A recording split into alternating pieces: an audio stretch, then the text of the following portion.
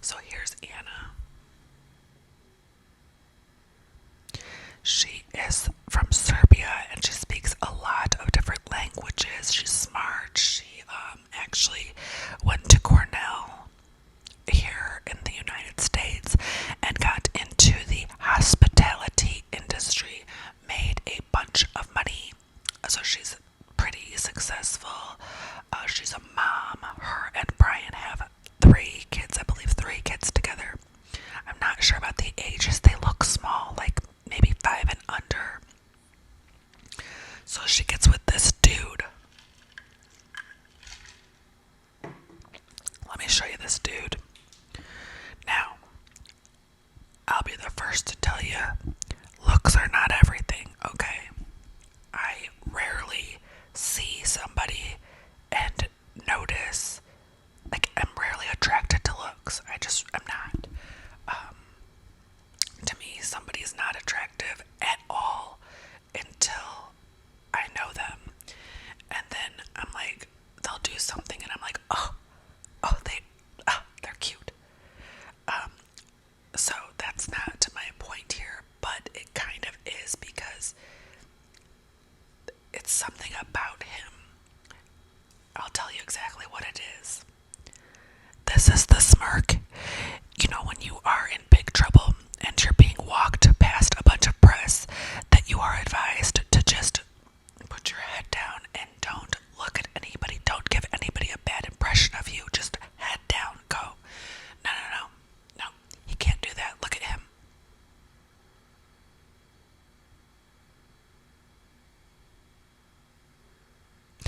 Now, I can get a reading on this guy. This guy clearly, to me, has substance abuse issues and people abuse issues and money abuse issues. I can just, like, I've been in recovery long enough and I know enough to know that this is not a sober guy. This is not a sober guy.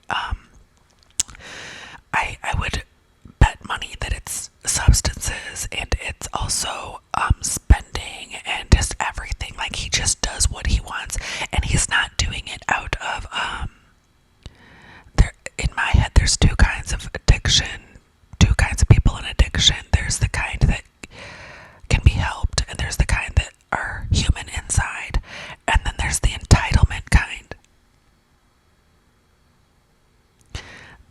The entitlement kind, right here. So let's go back. I will read you the Anna Walsh, like the little blurb about Anna Walsh. This is happening in Cohasset, Massachusetts.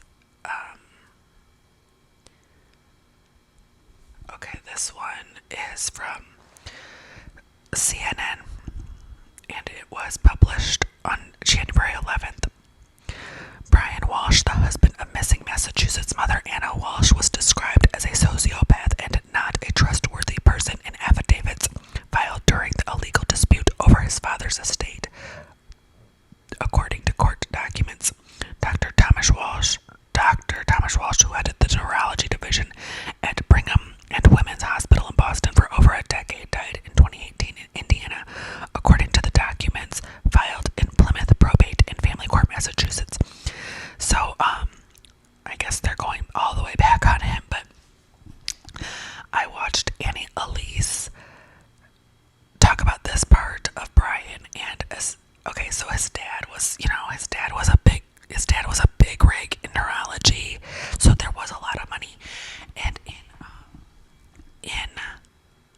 his will, Brian found out that he was not going to be given anything in his dad's will, so he squandered his dad. Somehow he illegally got into his dad's money and squandered it. Apparently the will read, which I don't think he could have known this yet,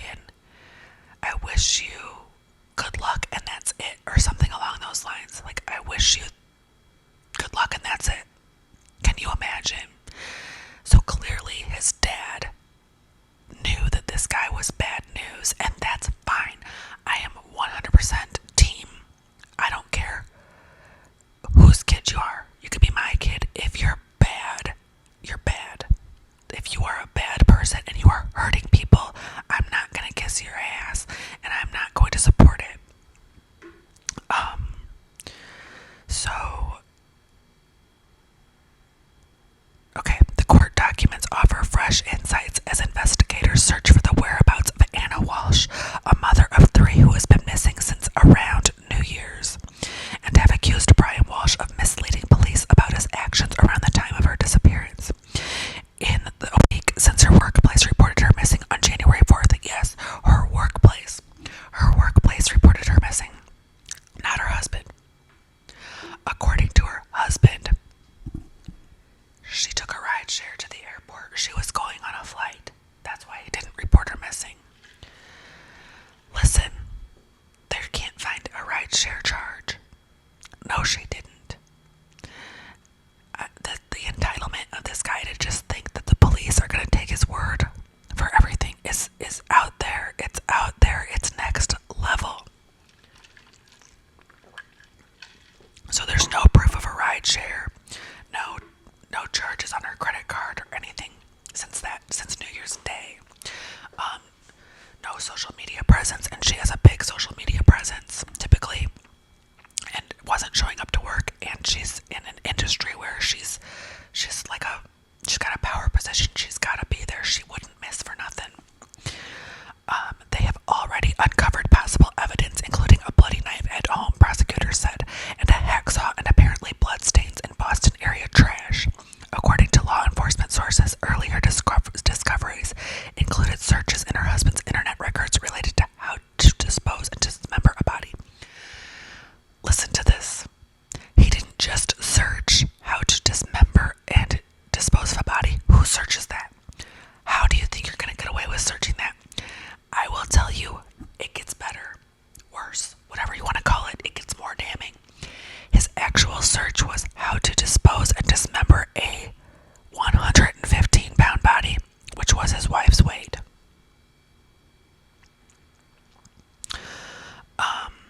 Brian Walsh, 47, has pleaded not guilty to misleading investigators in the case. Law enforcement sources told CNN they expect to have a district attorney impanel a grand jury to begin hearing witnesses, seeing videos, and issuing subpoenas for records. In a will drafted in 2016, Dr. Walsh noted that he is in no contact with Brian, to whom he bequeathed only his best wishes and nothing else. That's what it said. Best wishes and nothing else. Best wishes and nothing else. I mean, that's pretty much what my dad did to me. But my dad was more like this guy. My dad didn't have a will, but essentially he didn't. Anyways. Okay. Brian Walsh unsuccessfully contested the will and filed an affidavit of objections in November of 2019, arguing that he was one of only 2 legal heirs to his father's estate. Can you do that? Can you contest? Well, what if they didn't have a will? Let me know, because people have told me I should go just see what I can do about it. But anyways, I'm my dad's only kid. To his father's estate, he said his father's health had been very poor when he signed it, that Brian described as a suspect will. So Brian is saying his dad was too sick to know what he was doing, and suggested that his father's signature would be possible forgery. This is a guy that will just say anything, try anything, throw anything. Let's throw everything at the wall and see what sticks. An affidavit filed by Jeffrey Ornstein said he had been a close friend of Dr. Walsh for more than 35 years, and noted that he and Brian had once lived together in an apartment in Manhattan. Brian is not a trustworthy person, and his affidavit is based on lies and misrepresentations.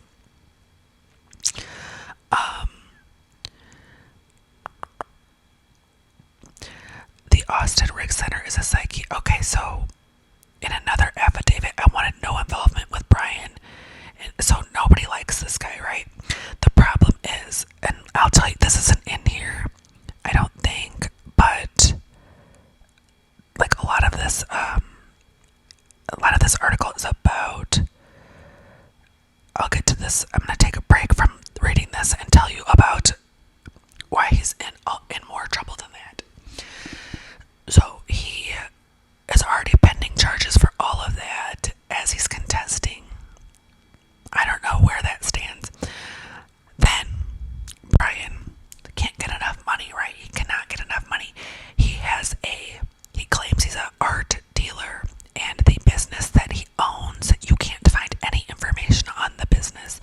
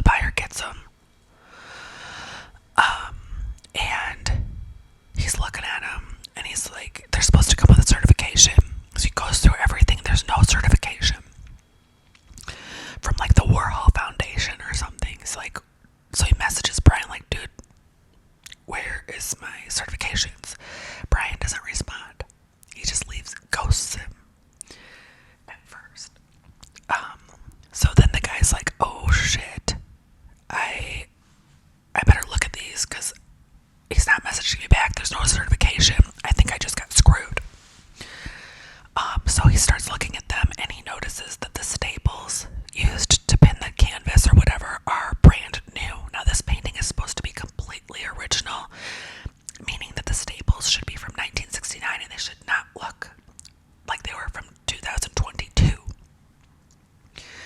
So he's like, great. So then he like puts the images that were shown on eBay next to his paintings and like starts looking closer, and he's like, yeah, they're not even the same thing. So he keeps messaging Brian. I think eventually Brian does respond, and it was like, okay, no problem, I'll give you a refund. What do you mean no problem, you'll give me a refund? What do you mean you need to go to jail? A refund is not good enough at this point. Like, you just committed fraud. This is a total scam. Okay, so he says that, but I don't think the guy ever got anything, and now he's never going to get anything because clearly this guy's in big trouble now. So that was the painting thing. So then Anna, like, now that he's in all this trouble, I hate when people do this. Anna has to make a statement about her husband. She doesn't have to. She feels the need to make a statement about her husband. And she's like, he would never, he's such a good guy. He teaches my kids the best values and the best morals. He would never. Please, ladies and gentlemen, I think you know, but even if you don't know what your spouse is capable of, when something like this happens, I beg of you to separate yourself from the issue. It's their issue.